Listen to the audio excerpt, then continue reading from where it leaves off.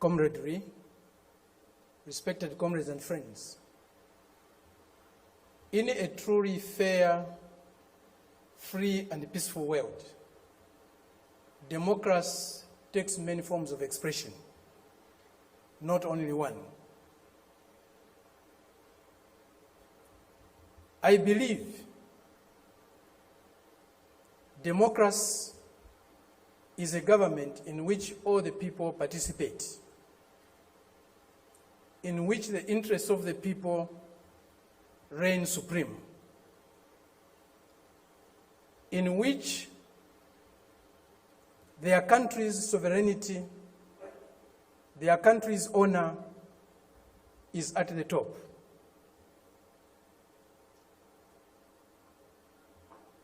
It seems that this month is a month of democracy discourse in the world.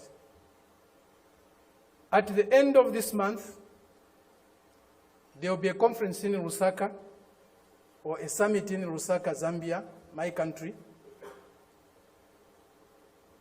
led by the United States. They have come to Southern Africa to teach us democracy. A country that was opposed to our liberation, a country that supported colonial regimes,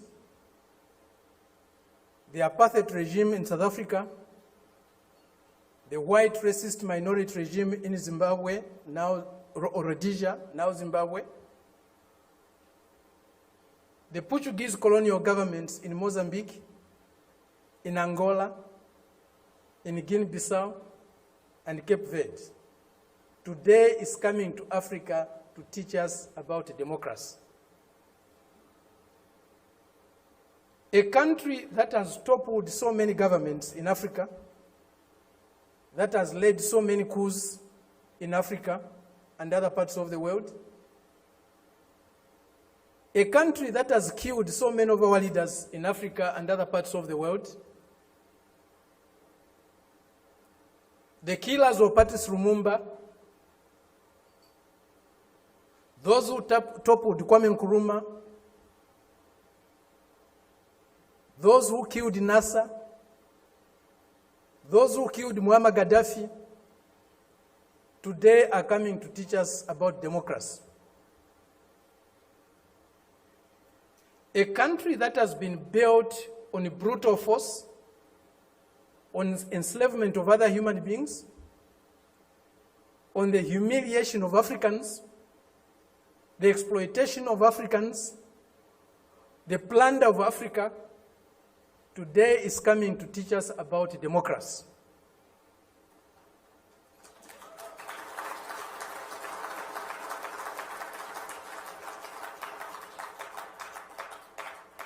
That's the arrogance, the imperialist arrogance, the racist arrogance that we are subjected to. We cannot have democracy where there is hegemony of the strongest, mightiest imperialist power. We cannot have democracy where a country's resources, a country's decisions are dictated to by another country. A country that is dominated by another country cannot be democratic.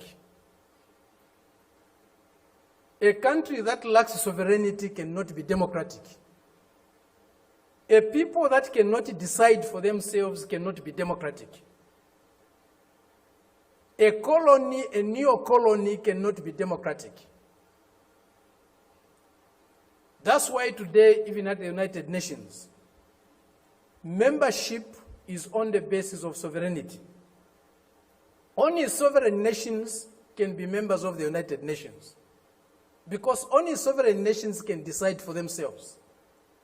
A colony cannot be a member of the United Nations. It's not by accident. It's not a mistake. If you have no respect for the dignity of others, If you have no respect for the sovereignty of other countries, you cannot claim to be a champion of democracy. They used to say, all roads lead to Rome. Today, we can confidently say, all roads to progress, all roads to what is better for humanity leads to Beijing.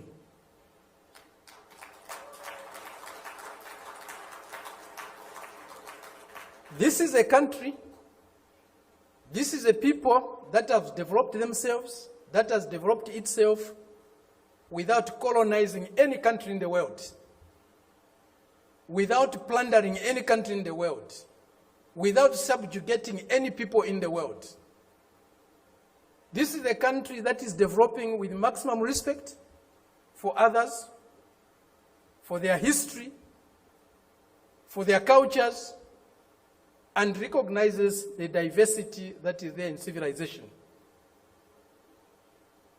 We were only taught one form of civilization, one form of modernization. That was the Western way. Westernness was a measure of how civilized, how modern you are. We reject that.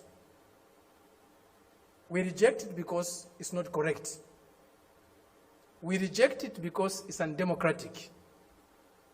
We reject it because it's uncivilized to think of the world and of other people in that way.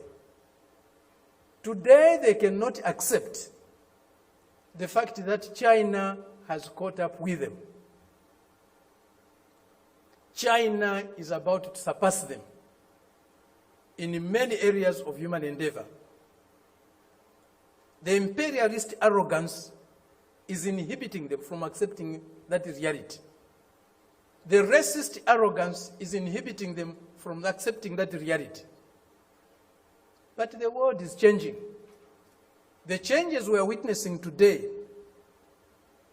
as President Xi said in Moscow recently, or the other day, they have never been seen in 100 years. They have shaped a world that they themselves today are scared of. And they have shaped a world that is not sustainable. Democracy, human development is not sustainable on the basis of plunder, on the basis of enslavement, on the basis of humiliating other people every day. That is a system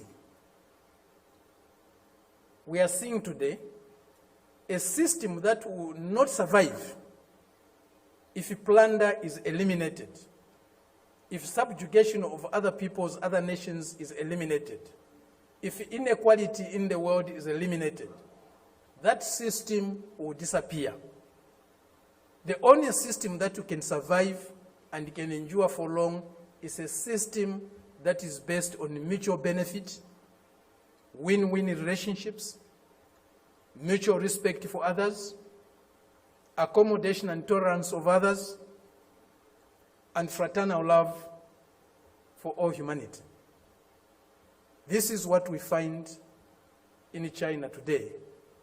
This is what China's example is showing us.